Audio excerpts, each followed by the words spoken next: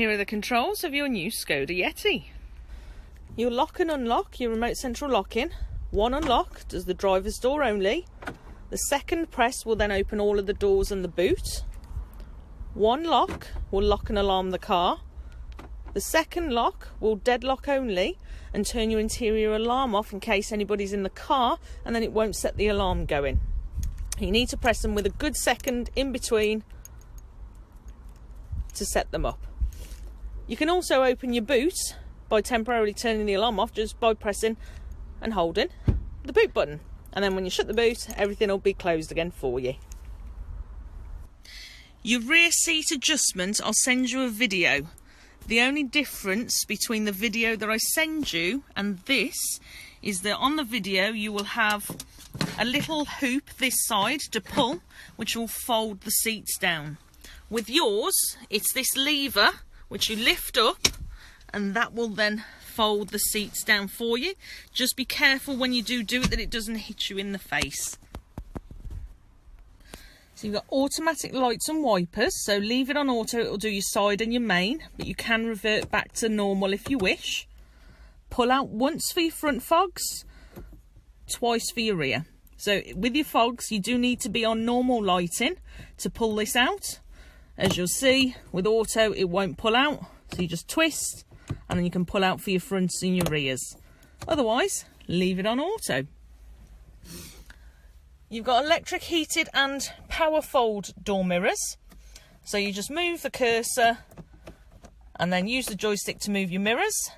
Leave it on your heated section, or folding them in while you're driving.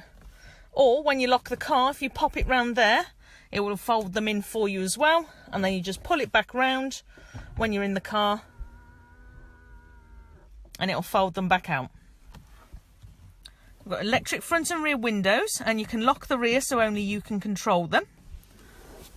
You've got seat height adjustments, so you pull the lever up or push it down, and then under your left leg you've got a lever which you lift up, and it'll allow the seat to go forwards and backwards.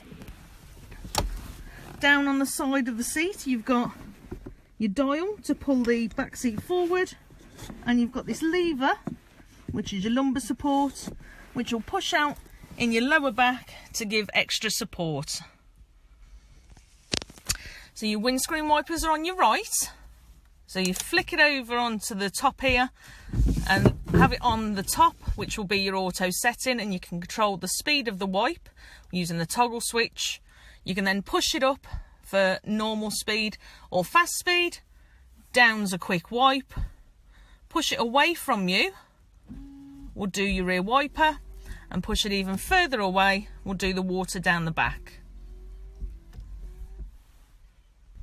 So your indicators are on the left, and also your full beam or pull towards is a flash, and you've got cruise control as well.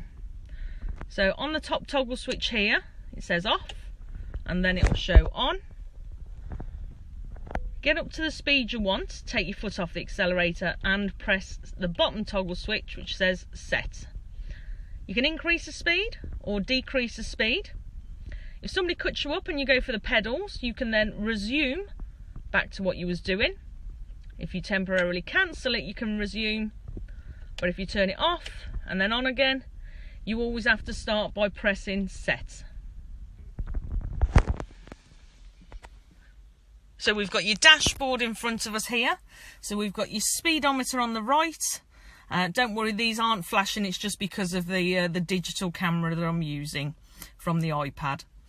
Then we've got your trip computer information in your eye line, your fuel, your rev counter and your temperature. Then you've got your trip, which shows you your time, what gear you're in, and then it'll also have your trip information. So it's a bit bright in here, trying to get the best lighting for you. Then you'll see the outside air temperature. This is your kilometres per hour because it's not on your dial here. Your mileage and your trip, and you can reset your trip by pressing the 00 button over here to reset. This one on the left hand side is to change your time. So you press that, it will highlight. You press the other button, the 00, to change. Press the left side again to move to the minutes, and press again to set. To change your computer information, you use the scroll button here. So you've got different pieces of information of your car while you're driving. And if there's a number in the corner, you've got 2 trips. So you push in the scroll button to get to the second trip. So 1 is the journey, 2 is long term. And then the nice one everyone has, which is how many miles you got left in the tank. There will be some more fuel in there for you before the car's delivered down to you, so don't worry about that. If you don't want your trip computer information, you can use your menu button, which will then allow you to select with the roll button your multifunction display, your phone, and also your system settings. So your assistant systems, you've got PDC, which is your front and rear sensors. You can adjust the tone and the volume of the sensors, your language, what information you see in your eye line, your central lock-in, your window operation, your mirror adjust and restore in factory settings, and your lights and vision, and also your time as well, which you can change in here. If you've got winter tyres on the car, what units you prefer, when your service is due, and again, restoring your factory settings. This button will allow you to answer a phone call if you're connected via Bluetooth, and then voice control, we'll check to see whether this has voice control in a moment. And then you've got your stereo control, so you've got volume up, volume down, push into mute, and in between your tracks and your radio stations, or in between your radio or any connected music. You can pull the steering wheel closer to you by pulling that lever down on the left hand side of the column, and then the steering wheel will be allowed to come in and out and up and down. So your armrest will pull forward, and you've got different heights on it for when you're cruising around, and you've got a bit of storage in there as well. And if you pull this lever up, that will be air conditioned in there if you've got your aircon on. And you've got some bottle holders there, your door lock and unlock, your 12 volt amp cap for anything you want to charge up, and then we've got your auto box. So you put your foot on the brake, hold the gear lever in at the front, slide it down to rear, and it will show you your parking sensors on the front and the back. Then you've got neutral and drive, and if you also hold the button in, you can flip it into sport mode, which will show you in your eye line S1, or back into drive, which will be D1. You can knock it over to the left and go up the gears manually or down the gears, but if you're ever unsure, just leave it in auto and it will do it all for you. And then you just hold the button in, pop it back into P when you're parked, and apply your handbrake. So you've got a little bit of extra storage in the front here, somewhere to plug your phone in to charge, or an iPod for music. All modern cars have got the start-stop system. You can switch it off, however it will not damage the engine because it will only turn off if it's got enough power to turn itself back on. It won't change your driving style, you just brake and accelerate as you would do normally. Your parking sensors, which will then bring your parking sensors up on the screen on the dash there for you. Tyre pressure sensor monitor. If you see that symbol on the dash in amber, you've got a loss in pressure. Get them all checked, make sure they're all pumped up correctly, and then if you press and hold it, it will reset so that if it happens again, you know you've got a slow puncture somewhere. Traction control will always be on to give you the best stability of the car in bad weather, so it's always required to leave that on. Your temperature settings, so you've got your speed in the centre here, and then you've got your dials for your temperature, and if the left one's turned on its own, you can have a different temperature for driver and passenger. If you turn dual back off again, you control both sides. Up the top is where you want it directed to. Auto takes it away from where you've sent it and sends it where it thinks it needs to go, and it always puts your aircon on. So your aircon's over here. You've got heated front windscreen with this model as well. So that will clear your windscreen much quicker in the winter. And you've got your 3 heat settings as well on your heated front seats. Then you've got your heated rear screen there and a maximum blast up your front screen. Then we've got your stereo system. So you press your power on button here and you've got volume and push in to mute. So you've got radio at the top. So you've got digital radio with this one, so you can select between DAB, FM and AM. And DAB will allow you to have lots to choose from. You've got 3 pages to store, and you don't need a lot of pressure to move this screen. It's very sensitive. Station list. When you're in station list, you'll have all of these different areas to search from. So go into the area that you want, find the radio station that you like, press the back arrow button, and either press and hold on the one you want on the front, or on an empty, press and hold, and it will store. Some have got logos, some haven't. Don't panic, that's quite normal. Media is what you're listening to. So if you press source, it's either music off your radio, your SD card reader for music, music off your phone, or USB stick for music, or iPod for your auxiliary. To pair your phone to the car, go into your phone, make sure you're visible if you don't have an iPhone, and then look for Skoda BT 5900. Select it and then follow the instructions that come up on your phone and the screen. Allow your contacts, and then a bit like on the radio, you'll have 2 pages of these boxes and it'll say add favourite. Click add favourite, and then you can search with this dial here to find the person that you want to add in. Press in to select it and it'll add that person into the box. And if you want to ring someone while you're driving, you just press the phone button, press the box of the person that you've stored in, and it will dial. A couple of examples of what you can actually use with voice control. You can select a function on the screen for more help with the basic functions. Cancel. Cancel. Use that at your own peril, because it does tend to take twice as long to do anything if it doesn't like your accent or your tone of voice. Then you've got your menu, so you've got most features down the side here, but everything all is in your menu. This one isn't fitted with SmartLink. It is something you would need to pay for an additional extra. That's where you can plug your phone in and use certain apps off your phone on the dash, but this car's got pretty much everything that SmartLink would offer anyway. You can have a slideshow of your favourite photographs when stationary if they're on an SD card. All of your sound settings, so you can adjust your volume for when it turns on. You've also got speed dependent volume control, so that will actually adjust the volume depending on how much road and engine noise there is, and what bass and mid-range and treble that you like.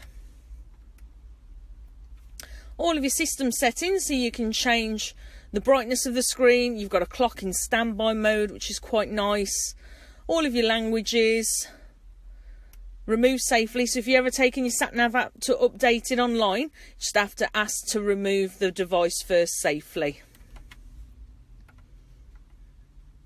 Radio we've been through, along with media and phone. So you've got the live traffic message centre, which is part of your sat-nav. So you can have a look on here to see if there are any major traffic jams for where you're going. And if there is, you have a look at the selected letter, press the one you want, and it will show you. So you can actually pop in congestion on your sat-nav, which I'll now show you. So into sat-nav, new destination, and it'll always bring up the last place you've added in. So click in city. Now, if you know the area vaguely, you can go straight into postcode, or it'll have city, United Kingdom, and then you type in the street name or the town, okay, then street name, okay, and then house name or number. If you go into postcode, Always go into letters first because we're in the UK, then back to letters, numbers, sorry, then back to letters. And then select the address and then click start. The routes are being calculated. Please select a route. It'll ask you for the most efficient route, the fastest, or the shortest journey. The destination is in the direction shown. You have reached your destination. It stopped us already. I'll go back in.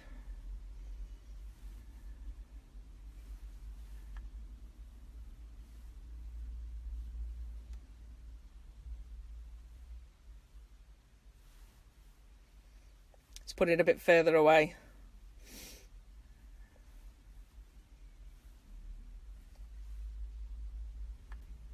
The routes are being calculated. The destination is in the direction shown. Once you've selected your destination, it will come up in your eyeline telling you which junction, which T-junction, which turning, which island exit you need to take. And it'll also tell you how many miles you're going to do until you get there as well. If you're doing a longer journey, if you go into route, congestion ahead, you can check up to 10 miles of any traffic, and if there is, it will divert you away from the traffic and then put you back onto your route afterwards.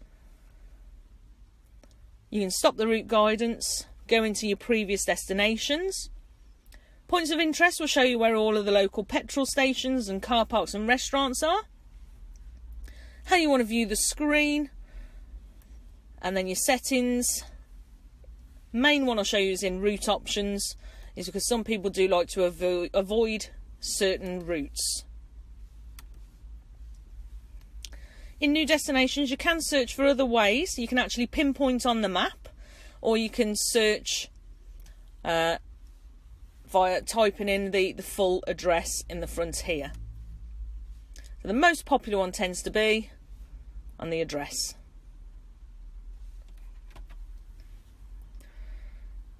Your hazards are in the top. You've got extra storage in the top here as well. You've got an automatic dimming rearview mirror, so you never need to knock it down, it'll glaze over itself for you. You've got your additional lights and your lights with the doors, and you've also got somewhere to store your sunglasses. Well, I hope you found this useful, and I look forward to speaking with you soon. At Skoda, we are committed to the well-being of our customers and staff. Due to the COVID-19 outbreak, we will be introducing some new measures. But rest assured, we will continue to offer the high level of service you have come to expect from us. At the moment, we have to do things a little differently. So we're asking you to book a timed appointment with us, and to help keep everyone safe, only visit us if you and your household are free from COVID-19 symptoms, and if you're not self-isolating due to government guidance. There are many ways to view and experience our range. We continue to welcome virtual appointments, where we can share information with you about our range and help you decide on the right Skoda for you. We aim to make any appointments at our showroom as efficient as possible, whether these are to view or test drive or to hand over your new Skoda. You'll notice some differences at our Skoda retailers to help ensure the safety of our staff and customers. To ensure we keep a minimum of 2 meters apart, parking areas have been marked asking you to park in every other bay, leaving plenty of space for other customers. And we've adapted the layout of our showrooms and vehicle displays. We're committed to keeping the sales experience contactless wherever possible. Our team will explain each step of the way, including advice on how best to clean your part exchange vehicle before inspection and handover. Our team will give you all the information you need ahead of your appointment, and afterwards, we'll be online or at the end of the phone to help with any questions or queries you might have. Let's continue the journey together, safely.